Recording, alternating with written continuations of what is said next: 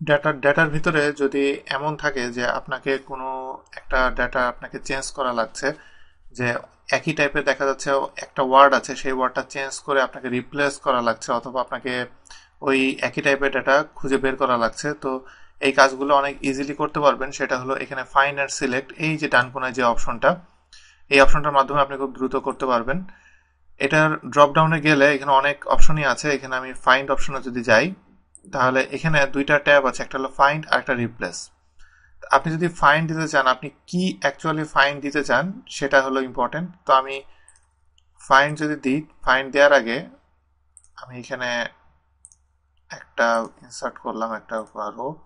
এখানে আমি সিলেক্ট করে, যেহেতু আমি পুরো ওয়ার্কশিটটা আমি ফাইন্ড আউট করবো, সো আমি একদম উপরে এটাকে রাখলাম।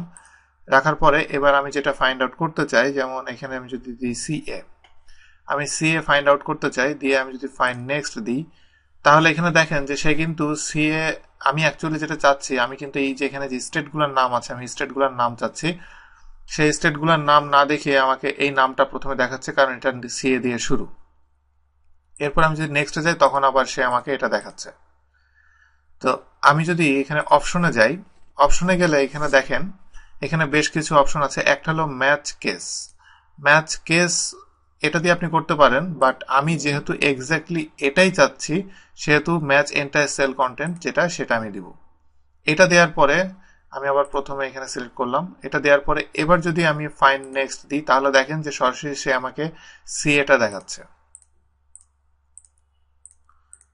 তো এভাবে সে কন্টিনিউয়াসলি সার্চ করছে, মানে এক্স্যাক্টলি আমি যেটা চাচ্ছি সেটা।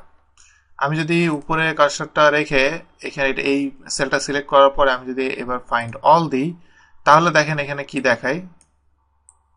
এখানে এই ভ্যালু, আমি যে ভ্যালুটা দিয়েছি, এই ভ্যালু যতগুলা শিটে সে পাবে, এই একটা ওয়ার্কবুকের ভিতরে 3টা এই মুহূর্তে শিট আছে, প্রত্যেকটা শিটের নাম দেখাবে এবং এই শিটের কোথায় কোন সেলে এটা আছে এবং সে ভ্যালুটা কি, এইটা এইভাবে এখানে শো করবে। যেহেতু এখানে আর কোনো শিটে এগুলো নাই, সেহেতু এখানে শিট নাম্বার 1-এ এখানে দেখাচ্ছে যে সবই আসলে শিট নাম্বার 1-এই আছে।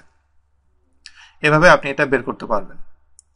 এখন আমি আপনাদেরকে রিপ্লেস কিভাবে করবেন, ভ্যালু খোঁজার পরে আপনি যদি রিপ্লেস করতে চাই, রিপ্লেস করতে চাইলে এখানে রিপ্লেস যে অপশন আছে, রিপ্লেস অপশনে যে আমি প্রথমে আমি একটা ওয়ার্ডকে আমি আরেকটা ওয়ার্ড দিয়ে যদি রিপ্লেস করতে চাই, আমি কি ভ্যালু আমি রিপ্লেস করতে চাই, এখানে যেমন আমি যদি এইচ আর দিই এবং আমি রিপ্লেস করতে চাই এটাকে, আমি একটু ডেসক্রিপটিভ করে লিখি,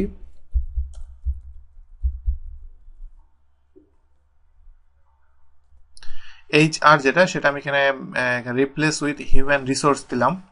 দিয়ে এবার আমি যদি এটা প্রথমে যাই, একদম প্রথমে যে আমি যদি ফাইন্ড নেক্সট দিই, তাহলে দেখেন যে এখানে শো করছে যে সে এইচ আর এখানে একটা পেয়েছে। এবার আমি যদি এটাকে আমি রিপ্লেস দিই, তাহলে দেখেন যে এটা রিপ্লেস হয়ে এবং নেক্সট পরেরটা সে ফাইন্ড আউট করে ফেলেছে।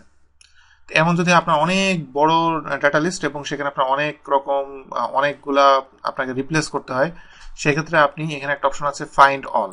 ফাইন্ড অল দিলে এখানে সবগুলো আগের মতোই সবগুলো সে খুঁজে বের করবে, প্রত্যেকটার ভ্যালু এইচ আর। এবং আমি যদি একেবারে 100% শিওর হই যে হ্যাঁ সবগুলোই ঠিক আছে, আমি এইটার ভ্যালু চেঞ্জ করতে যাচ্ছি, তাহলে রিপ্লেস অল যদি দেন, তাহলে এখানে দেখাচ্ছে, এক্সেল দেখাচ্ছে যে এখানে সে 3টা করেছে।